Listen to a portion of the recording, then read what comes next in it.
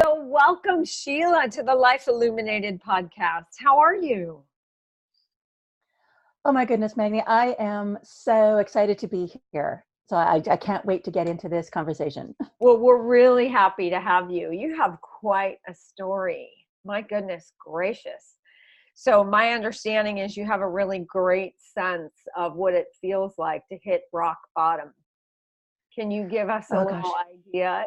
And you don't have to share all the pieces unless you'd like to, but you Well, we'd be here all day, I think. have. People get sick of hearing my voice at that time. But yeah, no, it's been a very interesting journey. You know, I was one of those very serious children that had their lives planned out for like decades in advance. And the universe decided that's not how it was going to go. And there came a time, I call 2010 my best year of my life and my worst year of my life. You know, it's that year started with me working with the Olympics, which was a huge life dream of mine. And it ended with my whole, like the rug being pulled out from under my whole life. And that was that right after Christmas, when I was living in a condo and the gentleman that lived above me set the building on fire.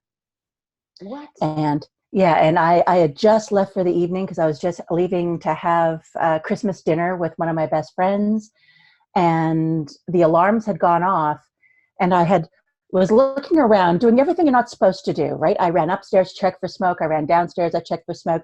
Nothing, because we were a building that had a lot of false alarms. So I went, oh, it's just another false alarm, no big deal. Grabbed my stuff, left. But I had this feeling the whole time driving to the restaurant, something isn't right. This feels different. And we got to the restaurant. I had just received my glass of wine and my phone went off. And usually I don't answer my cell phone when I'm out with friends, but something said, you need to take this call. So I picked it up, and it was the lady who lived down the hall from me. She says, there's been a fire. Everything is gone. You need to come home. And I really don't remember what happened after that. Somehow I drove home. It was about a 45-minute drive for me to get home. I don't remember it at all. I was in shock. I remember getting there and walking through the lineup of all the other residents of the condo, and they're all staring at me. And I'm like, why are they looking at me? What do they know that I don't know? Because I still don't really understand what happened. And then meeting with the fire chief, and he walked me into my place, or what was left of it, and just seeing the destruction. And I'm a very type A personality. So I like everything in a certain place. And it was Christmas, and that's my favorite time of the year. And I still had all of my decorations out. And the funny, well, I guess funny in hindsight is that morning, something told me, you need to de-Christmas, you need to put everything away. And I didn't listen. And so when I came home, and then everything was just everywhere and destroyed, and it was a scene that I would not wish on anybody. And but in that moment, I was just like, where's my cats? I just want to know that they're okay. And the firemen had found them all. And I just sat in the bathroom, because the bathroom was the only part of my condo that did not get destroyed. I sat in the bathroom there with them and just held them and cried. Oh my And but goodness. it was the start of a new journey for me that now I look at and go, I wouldn't change a single second of it. And why is that? What did you see? What was the revelation? The months leading up to that moment, I was getting a lot of messages that I wasn't listening to. I was the messages of, you're not happy. You don't like the path that you're on right now. You need to change. Things need to change. And it was kind of the, stiff upper lipping my way through everything. No, I'll just keep going. I'm going to soldier on. Things are fine. I'll make it better. But everything just felt forced. But I didn't know any other way. That had always kind of been my life. I had a goal. I set to it, don't get in my way. I'm just going to get it done, thinking that I knew what was best. And I found out rather quickly that, the universe may go, "Ooh, you may think you know what's best, but I have a different plan." And when that all happened, like I literally felt like I had to be brought to my actual knees before I would listen, because I am stubborn. I am probably the most stubborn person you could ever meet. And I had to have that happen. I had to have everything come to a screeching halt before I would go, huh, I do need to change, or something needs to change. Now, I took about 6 months after that resisting that thought. I call it my dark period. I was in a deep depression. I was dealing with a lot of anxiety. I had been diagnosed with PTSD, trying to figure out what all these labels meant. I had a hair trigger temper.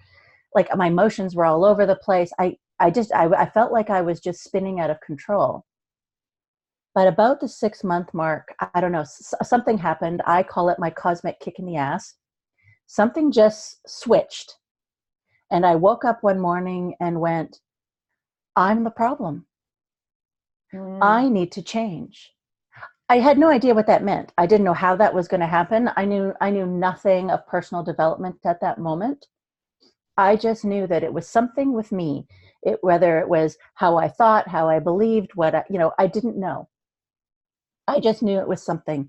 And I started searching.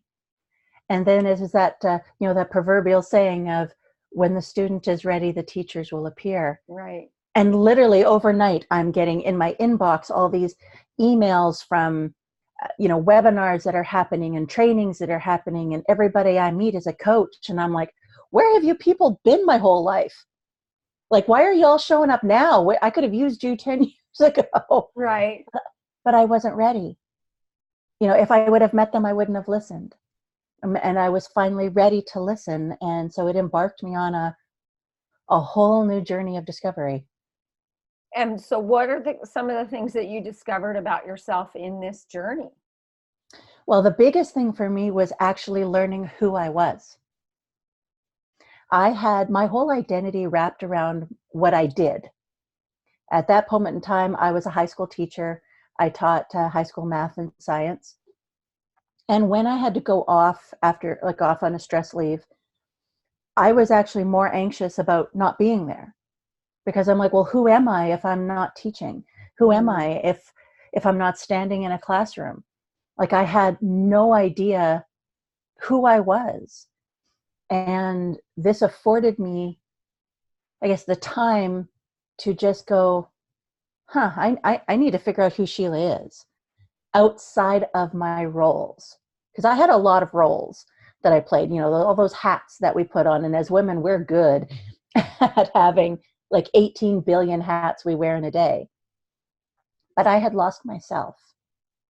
So I had to go essentially on like a quest to figure out the simplest things. What did I like? What foods did I like? What music do I actually like? Because I found I was married and I was divorced about, I don't know, I got to think now, probably about 5 years previous to this happening. But I recognized that I was the kind of person that always took on other people's stuff. Oh, if he liked it, well, I must like it too. And so it was a lot of that figuring, going, I don't even like these certain things. That was him. That wasn't me. And figuring out what things brought me joy. I've talked in other interviews about going on a joy quest. Using all of your senses, and what is it that makes me happy? What fills me up? I didn't know the answer to any of those. So that was my biggest revelation, was learning who I was. And then it was, well, what do I want to do in this world? Because that was going to change. I realized that I'm always going to be an educator. That's who I am. That's my essentially life force that goes through my veins. But I realized that in a formal education type way in the school districts, that was not my vehicle anymore. Because I kept having people coming up to me and going, with everything that you've gone through, how are you so happy? And I was like, oh, I don't know, I just am. And I had to sit down and really piece that out. and realized the things that I did that got me there, and then realized, wait a minute, I can do this for other people.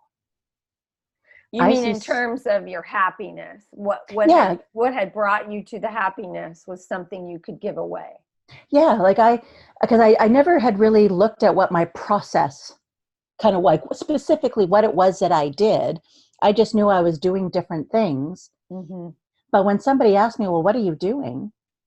At first I was like, I have no idea how to answer that question. And then I had to start and look and go, okay, what actually is it that I have done that has helped me get through this?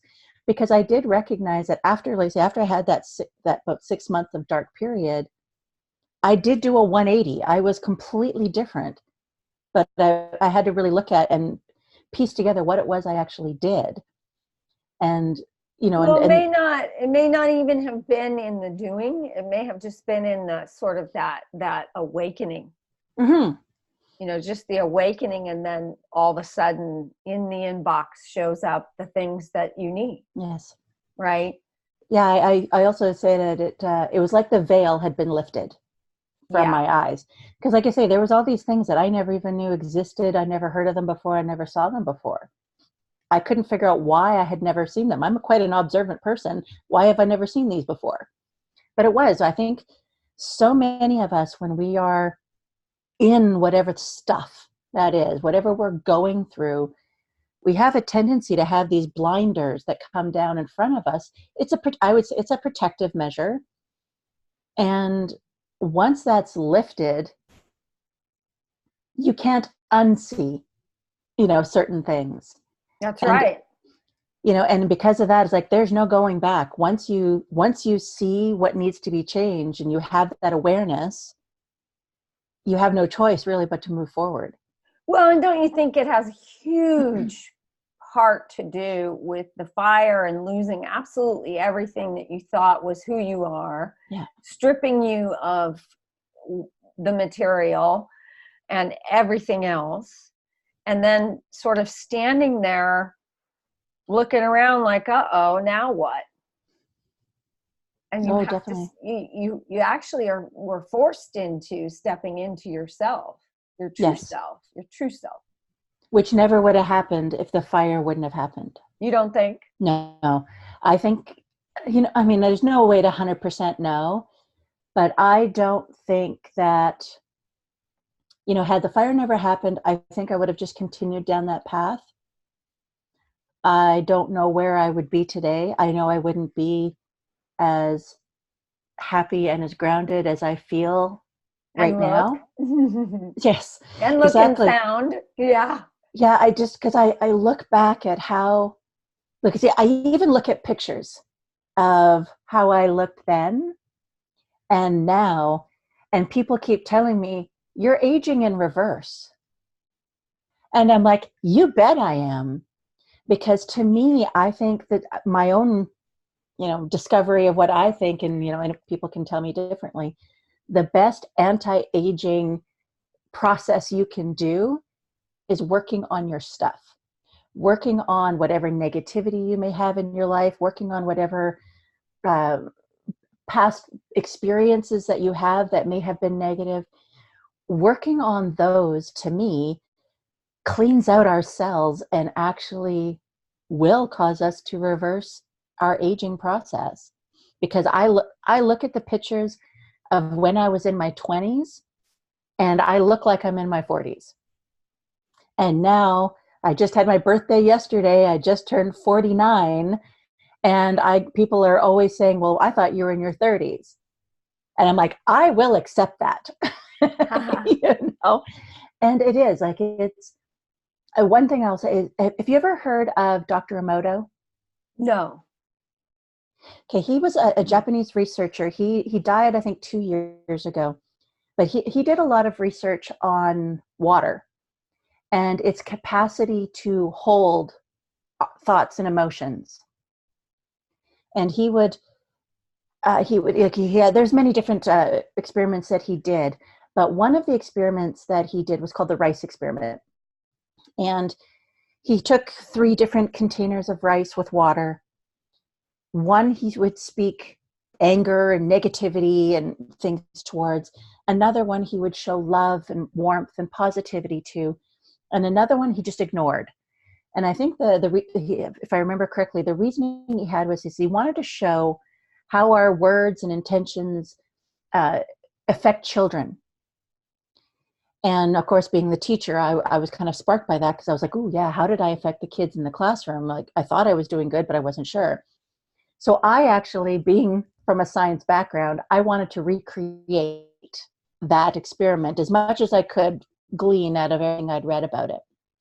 So I did what I could. I recreated it as much as I could, and I did it for 30 days. I then extended it to 60, but at the 30-day mark, the positive container didn't change.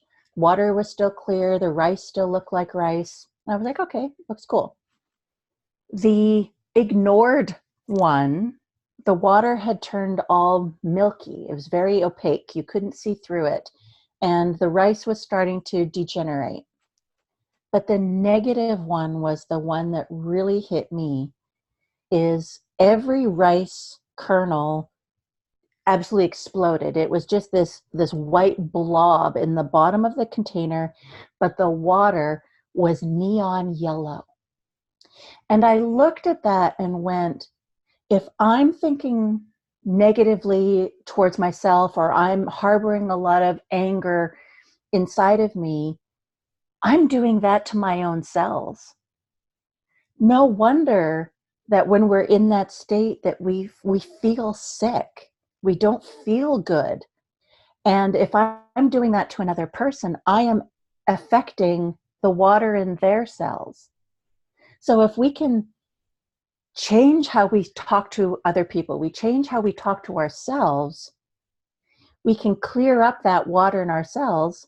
Of course, we're not going to age as quickly, right? Because those cells are not going to be full of that, what I looked at looked like poison, and they're not going to die off. And when I showed that to my parents, who were, almost 80 years old at that time, they looked at that and went, oh, I think I need to change how I do things. But you have this physical representation of a rather esoteric idea. And right. I was just like, oh, okay, that was powerful for me. All the proof you need. Exactly. And that was the one thing. I would read a lot of these things and I'm like, okay, that sounds really good. But, again, from my science background, I need proof. I need physical evidence. And that's why I did this, because I was like, I don't know if what's going to happen. I mean, nothing, but I videotaped it all. So I had a record of it. And I can't even tell you the shock as each day I would see the changes happening in the negative container. And I have to keep reminding myself that of, because we always get into that negative loop. We have that, we've got the little thing in our head that likes to start nattering at us. And I have to remember that bright yellow container and go, no, I'm not going to do this to myself. I love myself enough to not poison myself with those thoughts. Yeah. And I think if that's all that any of us did, what a change. Right. There would be. Just change your internal dialogue. Yeah. Well, tell us a little bit about, my understanding is you suffered from a chronic illness. Yes. Can you tell us a little bit about that and that journey? Sure. That didn't get diagnosed until about a year after the fire. And because it was as the year had gone on, and I'm starting to do this work and I'm starting to feel better about things. By the end of that next year, I started to, health-wise, started to go in reverse. And I was like, what the heck is all of this? Literally, I felt like I was in the doctor every week. And I'm like, am I falling apart bit by bit? Like, I just don't understand this. And we had to do this huge battery of testing because it was like a process of elimination. I have literally been tested for everything under the sun, because they had to try to figure this out. And it took us probably, I think, about 4 or 5 months of testing before the only thing left on the table was a chronic illness called myalgic encephalomyelitis. I know, it's like this long. And what that means in English is inflammation of the brain, nerves, and spinal column. Oh boy. And how that presented itself, chronic fatigue, chronic pain that would travel throughout my body. It wasn't just one area. It could be anywhere. I'd wake up each morning and go, oh, what's going to hurt today? The biggest one for me was the brain fog. My brain ceased to process the way it used to. And for someone, again, whose identity was all wrapped around, their intelligence and being able to teach, all of a sudden that was gone. So it was like I was almost, a different part of me had been brought to my knees again. So it's like twice in a 1-year span, this has happened. So it caused me to have to, so the fire had to change how I looked at my life. The chronic illness had to change how I looked at my health. And it was from that I realized I had no process of self-care whatsoever. Well, and going back to your wonderful example from Dr. Emoto about the rice. Yes. I'm guessing that there was some neon yellow water going on in your cells. Well, that's just it, right? I think it, and people may disagree, but I think when a lot of these chronic illnesses that doctors can't really treat, they don't know what to do with it. I think that going back to those, whatever those stored, repressed, stuffed down emotions that we may have, it may have taken us 3-4 decades to get to that point, but your body is finally at saturation point and goes, enough.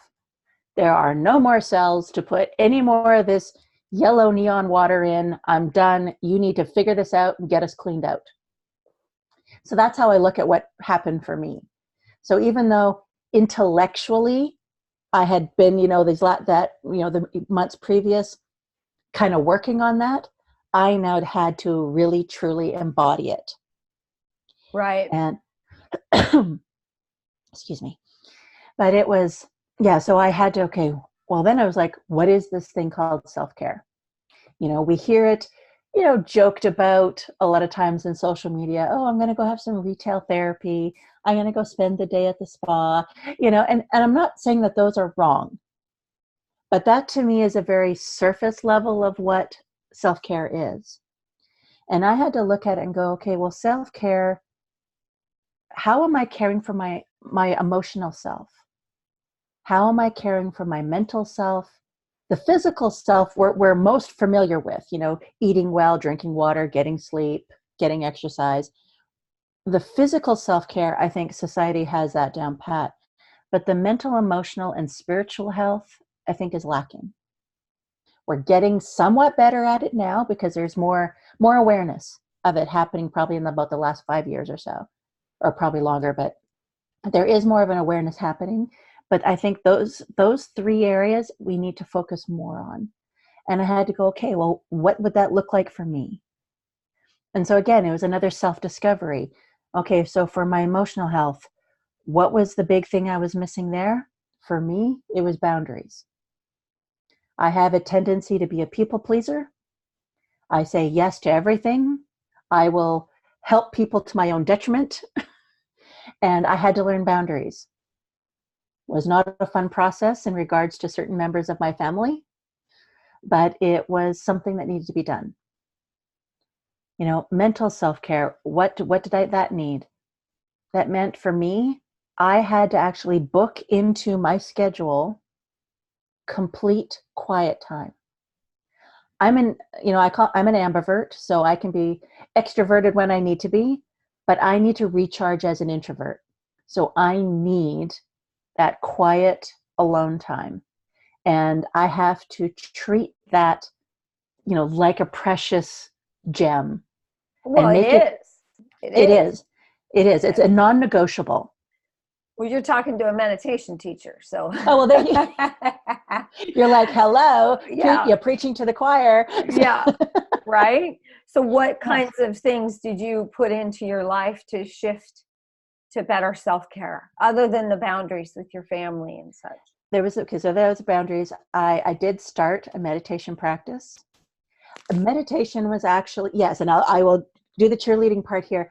I had tried for years previously to try to do meditation. I always thought I was doing it wrong. It just didn't seem like I was, and I realize now there's no right or wrong way. It's just do it. But I just couldn't figure it out. And then I don't remember where this was. I was probably within the year after I was diagnosed with the chronic illness. I remember my mom calling me one day and she's like, "How are you doing today?" And I said, "Mom, the only place that isn't throbbing with pain is my face and my hair." I said, every other part of my body, I was laying on the couch. I said, I can feel it pulsating. I had to hang on to walls to try to walk and furniture and everything. Like, it was horrible.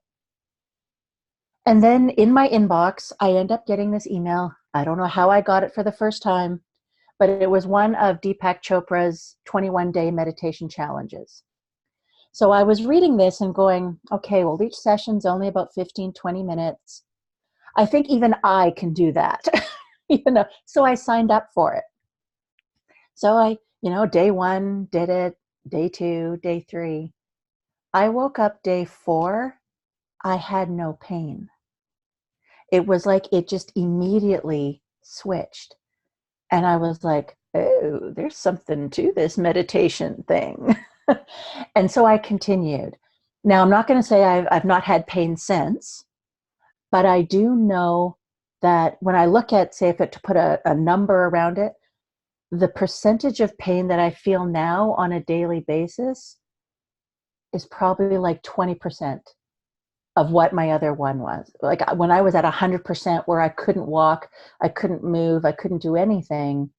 Now, yeah, I feel some pain, like still that travels through my body, but I can still function. I can go grocery shopping and still be able to put my groceries away, where I couldn't before. I had to wait like 2-3 hours before I could put my groceries away before. Some days I couldn't even get through my shopping trip. I couldn't, by the time I got to my car, I couldn't move my legs enough to actually drive home. So I saw what meditation does, not just mentally, but for my whole body.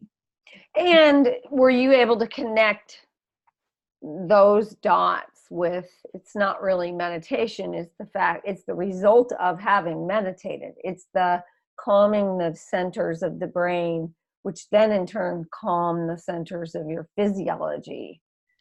Well, what I learned, so after I had done that 21-day, I started searching for somebody who knew more about meditation than I did. So I started going to a guided meditation practice and getting to know the woman that was doing it. And what she had was trying, explaining to me how it was. And I agreed with her afterwards when she said it, because I had no idea beforehand.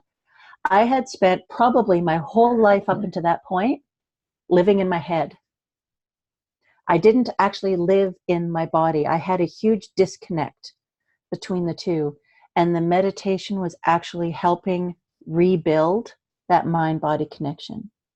So a lot of the pain I was feeling, a lot of the chronic fatigue that I was feeling was because there was no connection between the two. So as I was rebuilding those pathways, which I feel through meditation, I did that, a lot of my symptoms were alleviated. Like I say, I'm not 100% symptom free now, but the chronic fatigue is still something that I do struggle with still on quite a bit of a basis now. Nothing what it used to be, but I still deal with that. The pain, like I say, is down very minimal. My brain fog has almost completely gone away. And that was a great thing for me, because now I can read again. I can focus on a movie or a television program. I can actually have a conversation with someone and feel like I can actually participate in the conversation. Because there was a point in time, because of the brain fog and how my processing wasn't working, I actually stopped speaking. And I stopped communicating. And I actually, the way the words actually processed in my mind is I would think one thing but say something else. Like well, those connections again had been broken, and I had to relearn how to connect those back together, which I believe meditation was a big part of that. Well, I think when our brains are stressed beyond Mm-hmm. anything imaginable, between the fires, the divorce, the chronic illness, the changing jobs and shifting your whole mindset, that's a lot. Mm-hmm. I don't know what period of time that was, 5-6 years or something. Probably, yeah. Yeah, that's a lot to go through in a very short period of time, relatively. And at some point, we have to just say, Uncle, time for me to check out and regroup. Yes. And I love what you said, because I want to make sure to point it out to our listeners, is this part about reconnecting to yourself. It isn't about connecting to ourselves. It's about reconnecting to what's already and always there. Yes. Always. Because the silence is always there. We're the ones who fill it up with stuff all the time. I used to think that intuition was only for special people. Oh. I thought it was those highly spiritual, like the people who could, the very ascended people, those were the only ones that had intuition. And I had to realize, oh, wait a minute, we all have intuition, but I had gotten really good at drowning it out. And that was what a process. And now that you've mentioned that just came back to me, that was another thing that I really had to learn, was in the silence, learning, oh, you know what? I do have an intuition. There is that tiny voice. And I started almost testing it, maybe not consciously, but it was like I would feel or, hear something. And if I didn't do it, there was a repercussion, like something happened that shouldn't have happened. And I was like, oh, I should have listened. And so it got to be that I started listening more. And when I did listen more, beautiful things happened. Well, there's a Rumi poem, and it says, the quieter we become, the more we hear. Yes. And isn't it the truth, right? Because when I start meditation, when I guide meditation to some of my students, I always begin with 4 soul questions. And it's really about, don't look for the answer. We're just in the inquiry. And the reason being is we just want to stop long enough to listen. It'll come. Whatever that answer is, it will come. But we have to get out of the way. Oh, that's the biggest problem right there. I think for everyone, right? Yes.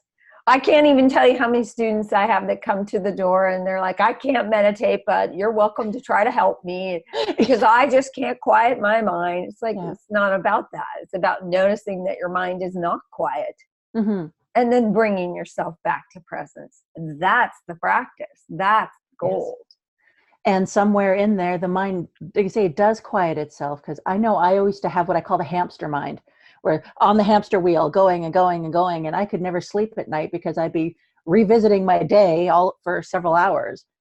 Now people actually bug me about it now. I can be asleep within 5 minutes hitting the pillow. That's wonderful. Because I've been able to train myself, like, okay, you know what, brain, you've done your work today. You can do whatever you need to while I'm sleeping. That's right.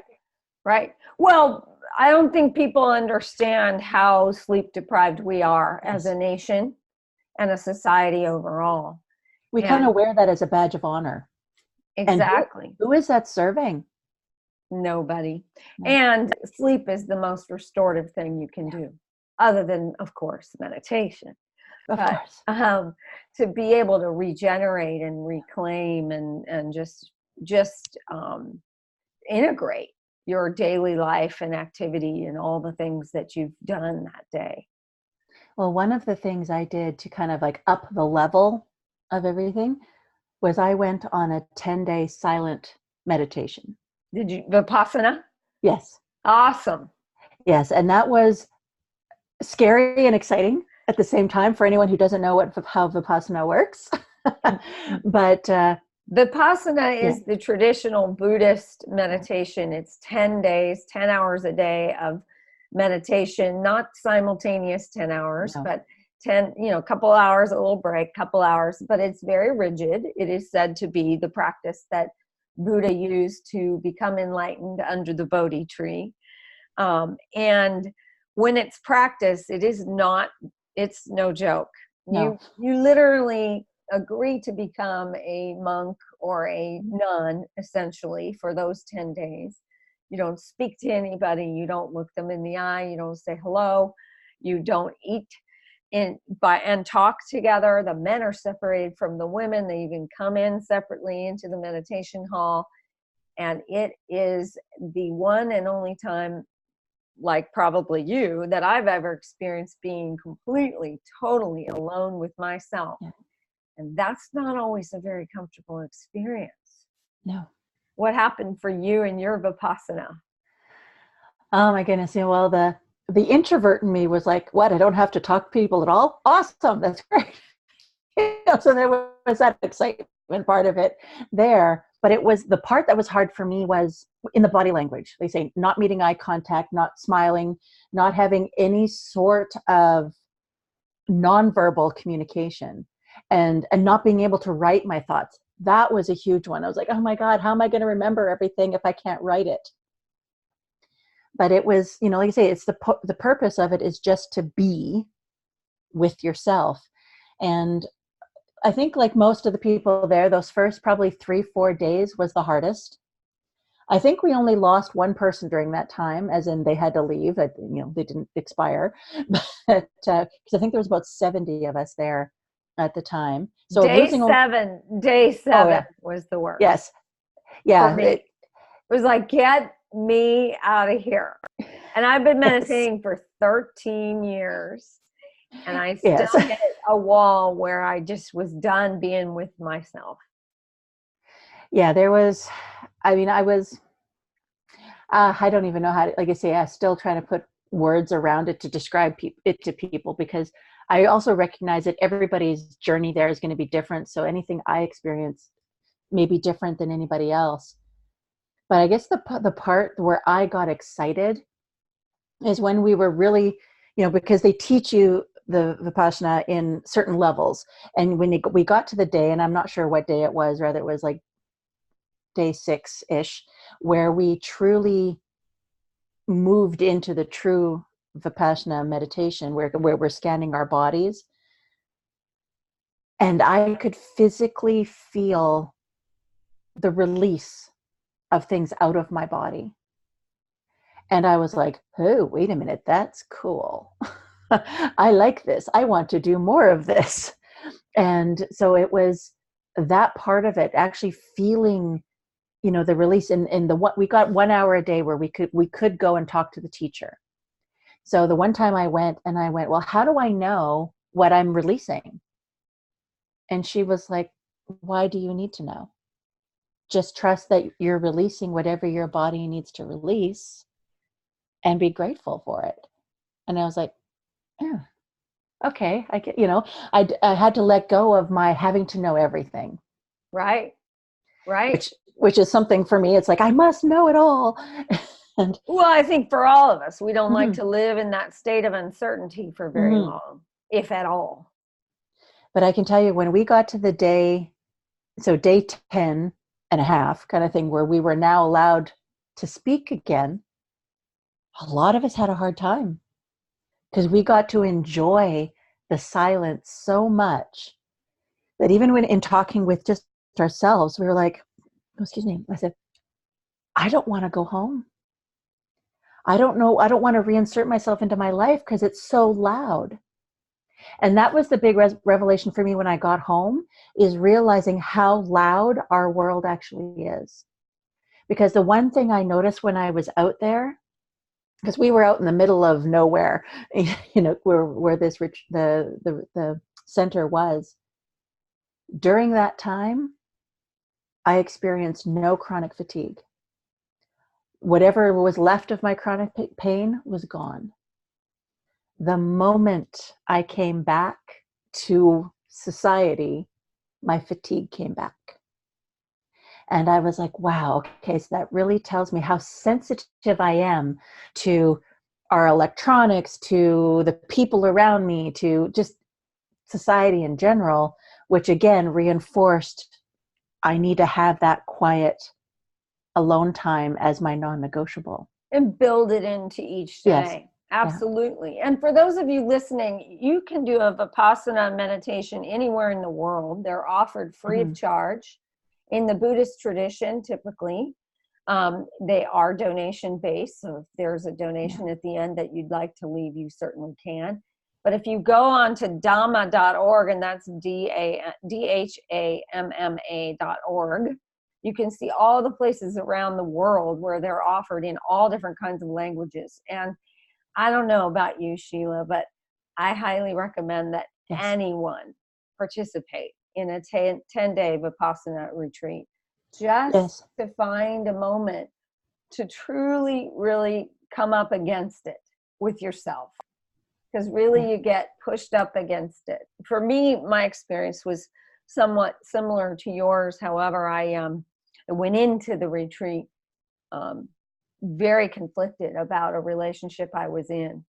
And the most beautiful part, one of the most beautiful parts of the Vipassana 10 days for me, was being able to really, really examine that piece by piece by piece and come up with some solutions and answers that I honestly do not believe I would have otherwise.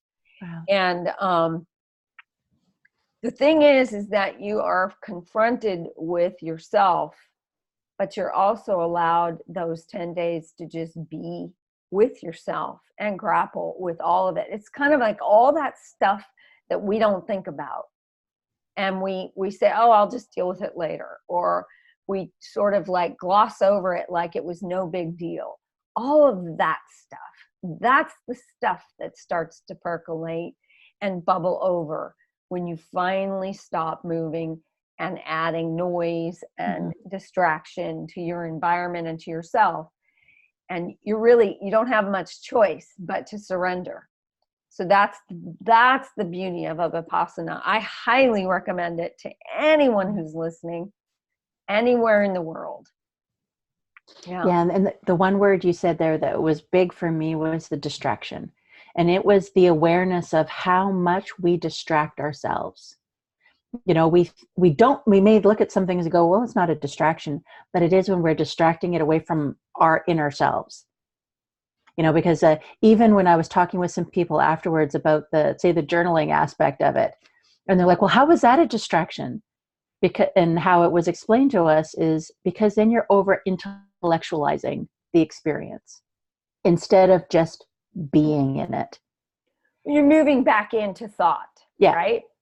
Anything that takes you into thought. Because I was the same way about, not so much about the writing, but the idea that I couldn't read for those 10 days was, before I started the Vipassana, was driving me nuts.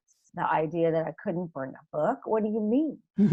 I read all the time, right? I'm a voracious reader, but that's one of those distractions, right? Yeah. It's one of those things that I use my go-to. Some people use social media. Some people use shopping. Some people use food. Some, all kinds of things that we use to insert into our lives so that we don't have to be present. Mine is reading. It's a great way for me to just disappear from life. Yes. Yeah. So, and to anyone listening, I would ask you and invite you to ask yourself, what is it that you use as your daily distraction in your environment or in your day-to-day? How do you distract yourself from just being truly present with another or present with an activity? One question I often suggest that my students ask themselves during the day is just stop and ask yourself, what am I doing? Just brings you back to the present moment.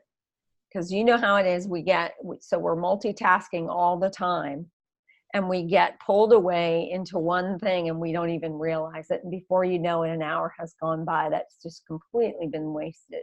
So see if you can get in the habit of daily just stopping for a moment and asking yourself, what am I doing? Just to bring you back to this present moment right here, right now. And I think that would take us out of this moment. I think society right now is stuck around being busy. We get stuck in the busyness. Oh, my day is so busy. It's been, you're physically doing something throughout the whole day, but were you actually productive in doing anything? because we get all these distractions and everything going here, there, and everywhere. So we're running around like chickens with our head cut off. But have we actually done anything that day? I love that, because it's almost like we think that the more we do, the more we're going to get done. When in fact, if we take time out and sit in stillness, 10 minutes, 20 minutes, I always recommend 20 to 30 minutes twice a day to any of my students. If you take time to develop that muscle of returning yourself to presence, you'll actually find that you're much more productive and you get much more done, having given your brain a rest from all the doingness. Yes. Well, one of the biggest things I found afterwards, after, coming back to life after being in the Vipassana, and I didn't going in how much it would actually support my coaching practice. Because one thing I focus a lot on in my practice is our reactions, our emotional reactions to things. And I found coming out of Vipassana, I was even less reactionary, because it was, I was learning more of the just letting it go. And I was like, holy man, like I didn't realize that this was actually another form of what I'm doing, but just at a whole other level. Well, it brings presence to all of it, right? So instead of being reactionary, like is our constant, chronic, automatic, right? Is to just react. We're instead, with the practice of meditation, being responsive. Yeah. So that automatic seems to have a little pause built in after we create that meditative practice. I love the example with my 17-year-old, kind of sometimes mostly surly boy. He does not get angry. He really doesn't. He doesn't lose his temper, and he's not like that. He's just kind of testy. And I remember one day where he just really got angry for the first time that I've really seen. And he just took it out on me, and he was really screaming and yelling.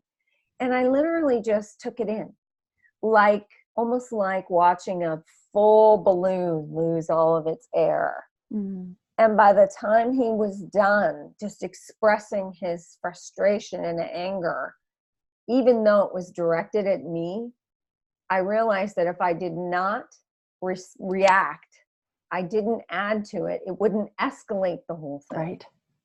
So instead, I just kind of allowed that balloon to lose all of its air. And at the end, he just kind of looked at me and walked away. Yeah. It was like, he didn't get a reaction. Yeah. And what surprised me, and why this is so profound for me, is that is not who I would have been years ago. I would have defended my position. I would have defended my point of view, and I would have defended myself. I probably would have told him, don't you speak to me like that, and gotten all indignant and motherly and, authoritative and all of that with him. And in complete opposite, I just allowed him to be heard. Yes. I just was present with whatever was coming out of his mouth, whether it was the screaming, the yelling, the accusations, or what have you, and not reacting. Yeah. And that to me was huge in showing me the benefit of all this time I've spent in meditation.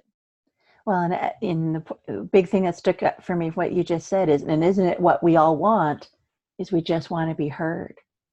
And if the other person is so busy defending whatever, because a lot of times we know that's our ego rearing up its head going, how dare you say these things to me? You're now not listening to that person. So their need to be heard is now out the window, which constantly you kind of up it. If I get louder, they'll listen to me. Well, if I get louder, I'll get defend my point. And it goes nowhere. No, you just feed each other's flames. Yes. Yeah. Yeah. Yeah. So, wow. Well, I have absolutely loved our conversation, Sheila. Time has flown. Oh my goodness. It really has. Where can people get a hold of you or find you? Well, if you go onto my website at reigniteyourpurpose.com, All of my social links are on there. I'm mostly a Facebook, Instagram person, but actually mostly Facebook. But or you can email me, Sheila@reigniteyourpurpose.com. If there was anything that anything that we said today that you just want to chat about, feel free. Send me a message, and let's just start a conversation. That's wonderful.